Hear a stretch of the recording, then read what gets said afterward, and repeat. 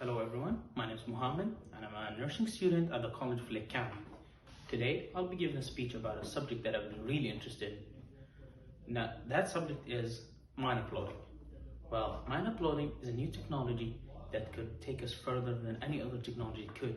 It has huge growth potential. It can evolve us as a species, but we'll talk about that later. Now, how much do you think we can store in a human brain? I'll give you a second.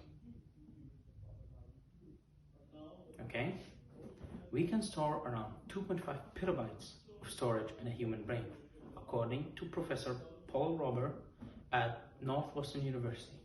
Well, 2.5 petabytes is give or take 2,500 gigabytes. To put that into perspective, let's say you have a phone.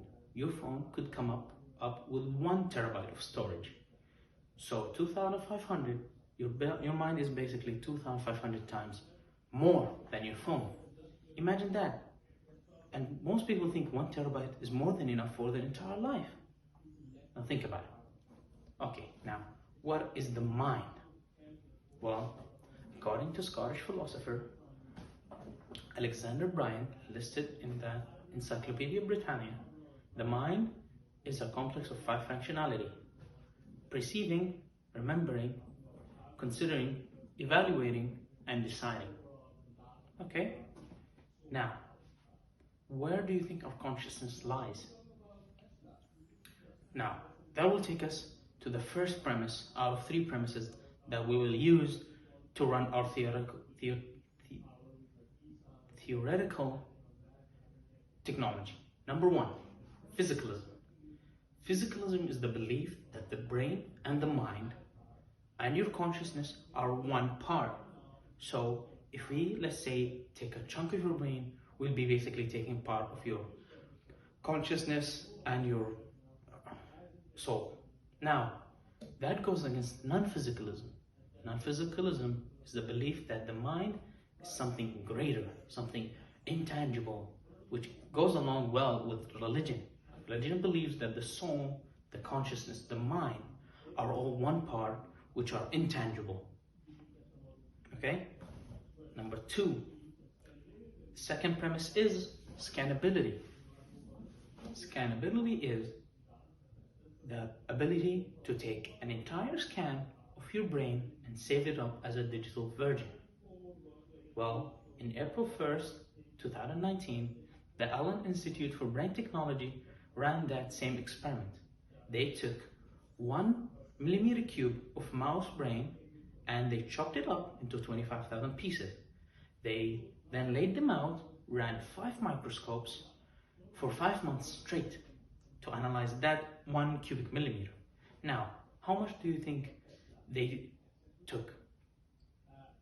Well, it took them 100 million images, and it took around 2 million gigabytes of storage. Now, if you want to do that for an entire human brain on the physical level using that method, that would take an eternity. But if you want to know how much it would cost, well, it will basically store up to 2 million petabytes of storage. To put that into perspective, the entire internet doesn't take as much storage as that. To scan 1 brain, we would take 1 internet basically. Imagine the entirety of humanity. Where would we store all that?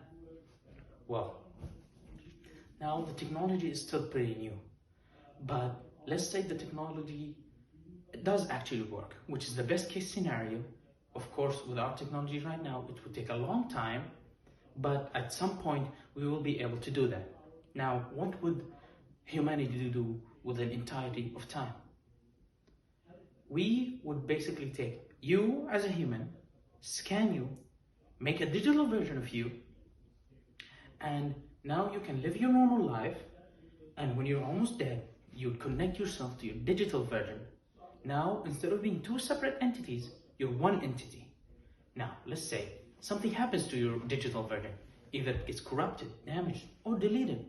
You would too. You would suffer maybe an eternity of pain, paranoia, breakdown. Nobody wants that. But let's say everything works out and it's perfect. Now, you have an eternity ahead of you. You're not limited by your biological body. You can live for an eternity doing whatever you want. What would scientists do? Scientists would take researches that would take decades, millennia to do, and they would just build an archive of knowledge. We would evolve so much as a civilization. I don't think we can call ourselves human at that point. But that also comes at a cost. When we archive all humanity, there's the good and the bad. Now the bad also have the same advantages. They have an eternity to try and take over humanity. Maybe make a new kingdom under their rule, or maybe run a new cult, create the perfect religion. But those are all hypothetical questions. Now let's say the worst case scenario happens, which is we are not able to scan the mind. We can scan the brain, but not the mind, which is non-physicalism, as I said a couple of minutes ago. Now our mind and our body are not one thing. We cannot.